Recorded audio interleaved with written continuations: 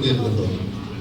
ஆக இந்த ஆட்சிக்கும் கட்சிக்கும் முழு ஒத்துழைப்பு தந்து கொண்டிருக்கின்ற அனைத்து நிர்வாக பெருமக்களுக்கு மீண்டும் என்னுடைய நன்றியும் வணக்கத்தையும் இந்த நல்ல நேரத்தை தெரிவித்துக் கொண்டு